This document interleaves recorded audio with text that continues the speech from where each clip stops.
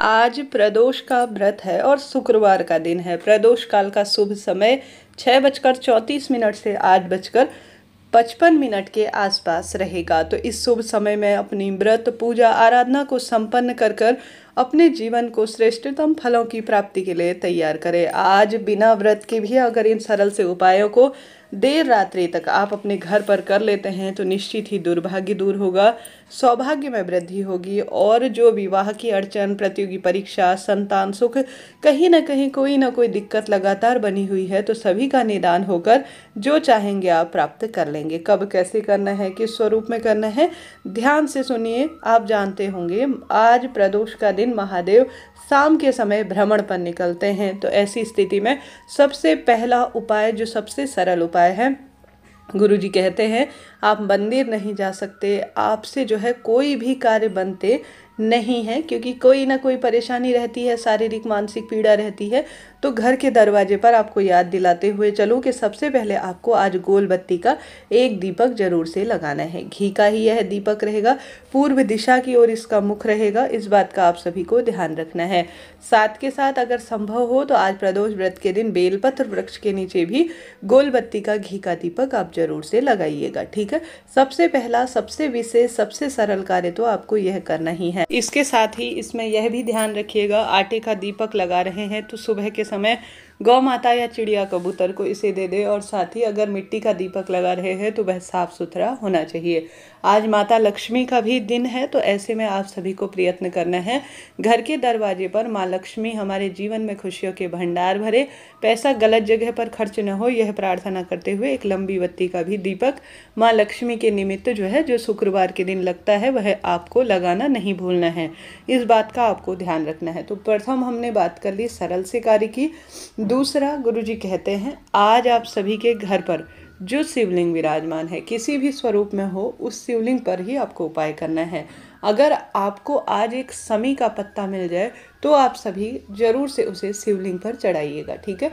और साथ ही जो भक्त पहले गुरुजी की कथा सुनते आ रहे हैं वह जानते होंगे, मेरे गुरुजी कहते हैं समी का पत्ता हर जगह उपलब्ध नहीं हो पाता है। ऐसी स्थिति में आप सभी को क्या करना है, मात्र एक चावल का दाना भी आपके समी पत्र का भाव करते हुए आपको निश्चित रूप से आज देर रात्रि तक शिवलिंग पर चढ़ाना है। साथ के साथ घर के शिवलिंग पर आप सभी को करीब करीब 9 बजे के आसपास थोड़ा समय रुककर उसे उठा लेना है। और यह कार्य आपको 2-3 प्रदोष के दिन करके देखना है।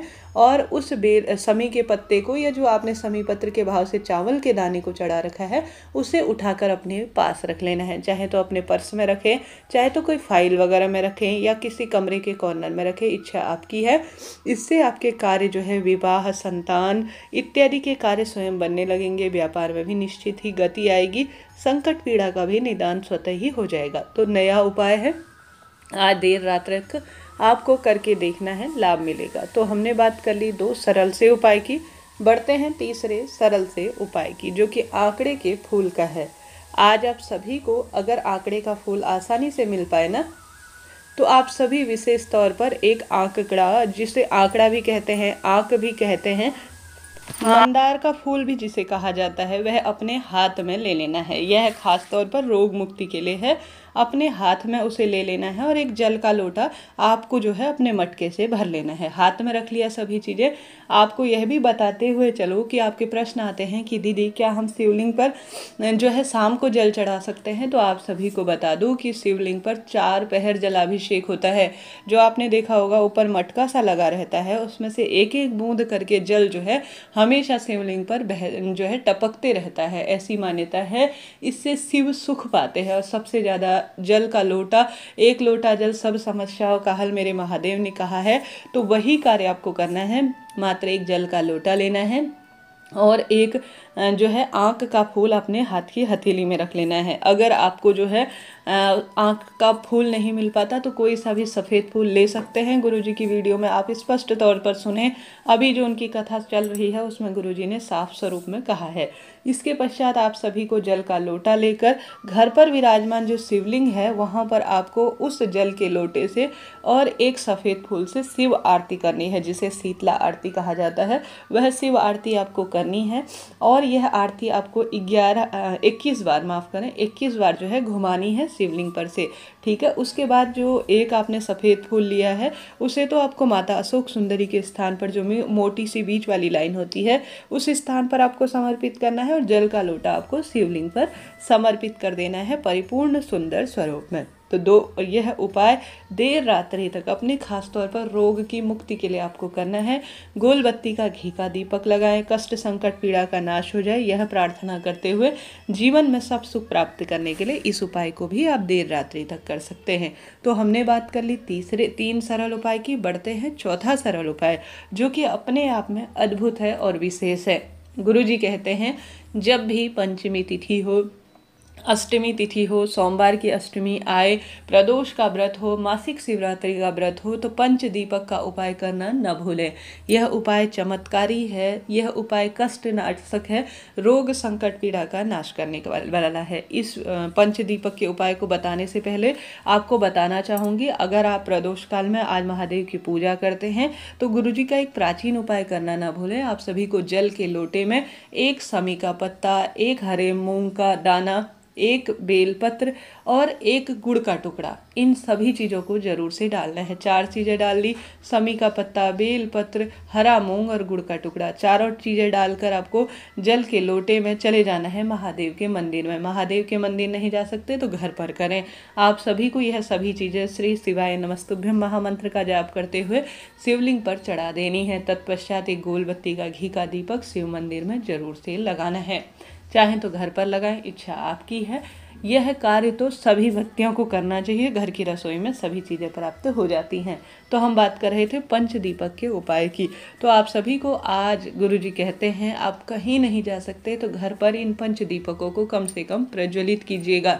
एक थाली में 5 दीपक रखें, उससे महादेव की सबसे पहले जो आपके घर पर मूर्ति प्रतिमा फोटो हैं आप सभी उससे जो है महादेव की सबसे पहले आरती कर लीजिए। कर लिया, सबसे पहला दीपक आपको अपने घर के मंदिर में शिव जी के नाम का रख लेना है, रख दिया।